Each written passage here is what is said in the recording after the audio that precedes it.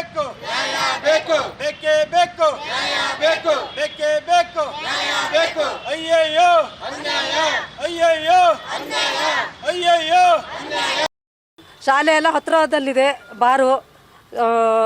ಮಕ್ಕಳೆಲ್ಲ ಕುಡಿದು ಹಾಳಾಗ್ತಾ ಇದ್ದಾರೆ. ನಮ್ಮೂರು ಗಾಜನೂರು ಗ್ರಾಮದಲ್ಲಿ ಬೀದಿಗಳಲ್ಲಿ 3-4 ಅಂಗಡಿಗಳೆಲ್ಲ ಓಪನ್ ಆಗಿದ್ದಾವೆ. ರಾತ್ರಿ ಅನ್ನೋದೇ ಹಗ್ಲು ಅನ್ನೋದೇ ರಾತ್ರಿ ಹೊತ್ತೆಲ್ಲ ಹೋಗಿ ಕುಡಿತಾ ಇರ್ತಾರೆ. ಮನೆ ಒಳಗೆ ಹೆಂಡತಿ ಮಕ್ಕಳು ಬದುಕೋದೇ ಕಷ್ಟ ಆಗ್ಬಿಟ್ಟಿದೆ. ಅವಾಗ ಗಂಡ ಕುಡಿತಾನ ಅನ್ನೋದಿತ್ತು, ಈಗ ಮಗನೂ ಕೂಡ ಕುಡಿಯೋಕೆ ಸ್ಟಾರ್ಟ್ ಮಾಡಿದ್ದಾನೆ. ಮನೆ ಒಳಗೆ 4 ಗೋಡೆ ಮಧ್ಯದಲ್ಲಿ ಹೆಣ್ಮಕ್ಳು ಜೀವನ ಮಾಡೋದು ಭಾರಿ ಕಷ್ಟ ಆಗಿದೆ. ಏನಾರ ಹೇಳಕ್ ಹೋದ್ರೆ ಕಲ್ಲು ಎಲ್ಲ ತಗೊಂಡು ಬರ್ತಾರೆ. ನಾವು ಹೆಂಗೆ ಜೀವ ಉಳಿಸ್ಕೊಳ್ಳೋದು? ಕೂಲಿ ಕೆಲಸ ಮಾಡೋದು ಸರ್. ಮಕ್ಕಳು ಸಾಕಬೇಕು. ಮಕ್ಕಳನ್ನಗೋಸ್ಕರ ನಾವು ಬದುಕಿರೋದು. ನಾವು ಗಂಡನ ಬಿಟ್ಟು ಜೀವನ ಮಾಡೋದಾದ್ರೆ ಬೇಕಾದ ಕಡೆ ಜೀವನ ಮಾಡ್ಬೋದು, ಹಂಗಲ್ಲ. ಆದರೂ ಕೂಡ ನಾವು ಕಷ್ಟನ ಅನುಭವಿಸಿ ನಾವು ಗಂಡನ ಜೊತೆಲಿ ಇದ್ದೀವಿ. ಆದರೆ ನಮಗೆ ಮದ್ಯ ಮಾರಾಟನ ನಿಲ್ಲಿಸಬೇಕು ದಯವಿಟ್ಟು. ಇದರಿಂದ ಎಲ್ಲರಿಗೂ ಅವಾಗ ಕೂಡ ಅರ್ಜಿ ಕೊಟ್ಟಿದ್ವಿ, ಯಾರು ಕೂಡ ಕ್ರಮ ತಗೊಂಡಿಲ್ಲ. ಅದು 2ನೇ ಸಾರಿ ಈಗ ನಾವು ಬಂದಿರೋದು. ಆದಷ್ಟು ಮೀಡಿಯಾದವ್ರು ಕ್ರಮ ತಗೊಂಡು ನೀವು ಅದಕ್ಕೆ ನ್ಯಾಯ ಒದಗಿಸ್ಬೇಕು. ಮನೆಗಳಲ್ಲಿ ಅಧಿಕಾರಿಗಳು ನ್ಯಾಯ ಒದಗಿಸ್ಬೇಕು. ಹಂಗಾಗಿ ಮಕ್ಕಳು ಕೂಡ ಶಾಲೆ ಹೋಗೋ ಹುಡುಗರ ಕೈಯಲ್ಲಿ ಕೂಡ 100 ರೂಪಾಯಿ ದುಡ್ಡು ಕೊಟ್ಟು ಎಣ್ಣೆ ತಗೊಂಬರಪ್ಪ ಅಂತ ಕೇಳ್ತಾರೆ. ಬೆಳಗ್ಗೆ ಹಾಲು ಸಿಗುತ್ತಾ ಇಲ್ಲ ಗೊತ್ತಿಲ್ಲ. ಎದ್ದು ನೋಡಿದ್ರೆ ಗಂಡರು ಇರೋದಿಲ್ಲ. ಬಾರು ಎಷ್ಟು ಗಂಟೆಗೆ ಓಪನ್ ಆಗುತ್ತೆ ಅಂತ ಗೊತ್ತಿಲ್ಲ. 3-4 ಅಂಗಡಿ ಕೇರಿ ಒಳಗಡೆ ಇರೋದ್ರಿಂದ ಎಷ್ಟೊತ್ತಿಗೆ ಬೇಕಾದ್ರೂ ಹೋದ್ರೆ ಎಣ್ಣೆ ಸಿಗುತ್ತೆ ಅಂತೇಳಿ ಕನ್ಫರ್ಮ್ ಮಾಡ್ಕೊಂಡು ನಮಗೆ ಭಾಳ ಮಲ್ಗಕ್ಕೆ ಮನೆ ಒಳಗೆ ಹಿಂಸೆ ಆಗ್ಬಿಟ್ಟಿದೆ. ದುಡ್ಡು ಕೊಡು ಅಂತ ಹೇಳ್ಕೊಂಡು ಹಿಂಸೆ ಮಾಡ್ತಾ ಇರ್ತಾರೆ. ಮನೆ 3 ಸುತ್ತು ಬರಬೇಕು. ನಾವು ಮನೆ ಒಳಗೆ ಹೆಣ್ಮಕ್ಳು ಬಾಳೋದು ಹೆಂಗೆ ಸರ್? ಬದುಕೋದು ಹೆಂಗೆ? ಮಕ್ಕಳು ಬಟ್ಟೆ ಬರಿಯೆಲ್ಲ ಸುಟ್ಟಾಕಿದ್ದಾರೆ. ನಮ್ಮನೆಲ್ಲಂತೂ ಯಾವ ವಸ್ತುಗಳು ಇಲ್ಲ, ಗೋಡೆ ಮಾತ್ರ 4 ಉಳ್ಕೊಂಡಿದೆ ಅಷ್ಟೇ.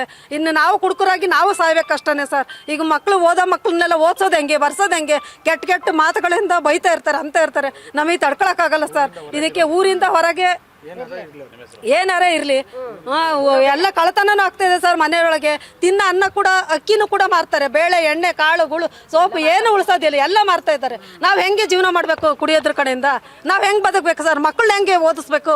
ಮಕ್ಕಳಿಗೆ ಒಳ್ಳೆ ದಾರಿ ತರಬೇಕು ಅಂತೇಳಿ ಓದಿಸ್ಬೇಕಂತ ಕೂರಿಸ್ತಾ ಇದ್ರೆ ಬರೀ ಕುಡಿಯೋದು, ಜಗಳ ಮಾಡೋದು, ಬರೀ ಹೊಡ್ಕೊಳ್ಳೋದು. ಮಕ್ಕಳು ನೋಡ್ಬೇಕಾ? ಮಕ್ಕಳು ಏನು ನೋಡ್ಬೇಕು? ಚೆನ್ನಾಗಿ ಓದೋದು ನೋಡ್ಬೇಕು, ಮಕ್ಕಳುಗಳ್ನ ಬೆಳೆಸ್ಬೇಕು. ಈ ರೀತಿ ಇರುತ್ತೆ. ಈಗ ಬರೀ ಕುಡಿಯೋದ್ರ ಕಡೆನೆ. ಇವತ್ತು ಅವ್ರು ಕುಡುಕರಾಗಿಲ್ಲದ್ರೆ ನನ್ನ ಮಕ್ಕಳು, ಸಣ್ಣ ಮಕ್ಕಳು ಕೂಡ ಕುಡಿಬೇಕಾ? ನಾವ್ ಹೆಂಗೆ ಜೀವನ ಮಾಡ್ಬೇಕು ಸರ್? ನೀವೇ ಹೇಳ್ರಿ. ಅಣ್ಣ, ಮಂಜುಳಮ್ಮ, ರುದ್ರಮ್ಮ ನಮ್ಮ ಏರಿಯಾದಾಗ ಇರೋದು ಒಂದು ಬೀದಿಲಿ ಇರೋದು. ಇನ್ನು ಆ ಕಡೆ ಜನತೆ ಏರಿಯಾಗೆಲ್ಲ ತುಂಬಾ ಅಂಗಡಿಗಳು ಇದಾವೆ. ಎಲ್ಲ ಕಡೆಗೂ ಅಂಗಡಿ ಇದಾವೆ. ಅಲ್ಲಿ ಏನ್ ಗೊತ್ತಾ ನಾವು ಹೋಗಿ ಯಾಕೆ ಅಂಗಡಿ ಇಷ್ಟು ಹೊತ್ತಿಗೆಲ್ಲ ಮಾಡ್ತೀರಂತ ಕೇಳಿದ್ರೆ ನಮಗೆ ಬಾರಲ್ಲೇ ಕೊಡ್ತಾರೆ.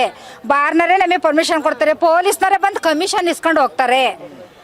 ನಮಗೆ ನೀವು ಏನು ಕೇಳೋದಾದ್ರೆ ನೀವು ಹೋಗ್ರಿ, ಎಲ್ಲಿಗಾದ್ರೂ ಹೋಗ್ರಿ, ಏನಾದ್ರೂ ಮಾಡ್ರಿ. ಪೊಲೀಸ್ನವರು ವಾರ ಬಂದು ನಮ್ಮ ಹತ್ರ ಕಲೆಕ್ಷನ್ ಮಾಡ್ಕೊಂಡು ಹೋಗ್ತಾರೆ. ಆ ಬಾರ್ ಅಂಗಡಿಯರು ಮಾರೇ ಹೇಳ್ತಾರೆ ಸರ್. ಹಂಗೆ ನಾವು ಕೇಳಿದ್ರೆ ಏನ್ ಗೊತ್ತಾ, ಸಣ್ಣ ಚಿಕ್ಕ ಮಕ್ಕಳೆಲ್ಲ ಅಳಗಿದ್ದಾರೆ. ನಮ್ಮ ಊರಾಗ ಎಷ್ಟೋ, ನಮ್ಮ ಬೀದಲ್ಲಿ ಒಂದು ಬೀದಿಲ್ ಬರ್ರಿ ಎಷ್ಟು ಇದ್ವೇಗಳಿದ್ದಾರೆ, ಎಷ್ಟು ತಾಯಿಗಳು ಕಳ್ಕೊಂಡಿರೋರು ಇದ್ದಾರೆ, ಸಣ್ಣ ಮಕ್ಕಳೆಲ್ಲ ಇದ್ದಾರೆ. ಒಂದೊಂದು ಮಂತನ ಬೀಗ ಹಾಕಿದ್ದಾರೆ. ಮನೆಗೆ ಜನ ಇಲ್ಲದೆ ಸತ್ತೋಗಿದ್ದಾರೆ. ಚಿಕ್ಕ ಮಕ್ಕಳು ಕುಡ್ದು ಕಿಗ್ನಿ. ಮೊನ್ನೆ ಒಂದು 3 ಏನ್ ಗೊತ್ತಾ, ಸತ್ತೋಗಿದ ಒಂದು ಹುಡುಗ, ಅವನಿಗೆ ಟೆಸ್ಟ್ ಮಾಡೋಕೆ ಹೋದ್ರೆ ಬ್ಲಡ್ಡೇ ಬಂದಿಲ್ಲ ಮೈಯಲ್ಲಿ. ಏಕೆ? ಕುಡ್ದು ಗಾಂಜಾ ಅವು ಇವು ತಗೊಂಡು. ಡ್ರೆಸ್ಗಳು ಎಲ್ಲದು ಐತೆ. ಎಲ್ಲಿ ಸ್ಕೂಲ್ ಫೀಲ್ಡಲ್ಲೇ ಐತೆ ಆ ಥರದ್ದು ನಮ್ಮೂರಲ್ಲಿ. ಯಾರು ನಮ್ಮೂರಾಗಲಿ, ಅಧಿಕಾರಿಗಳಾಗ್ಲಿ, ಯಾರೇ ಆಗಲಿ, ನಮ್ಮೂರು ಮುಖ್ಯಸ್ಥರೇ ಆಗಲಿ ಇದ್ರಿಗೆ ಹೇಳಿದ್ರೆ ಗಮನ ಹರಿಸಿಲ್ಲ.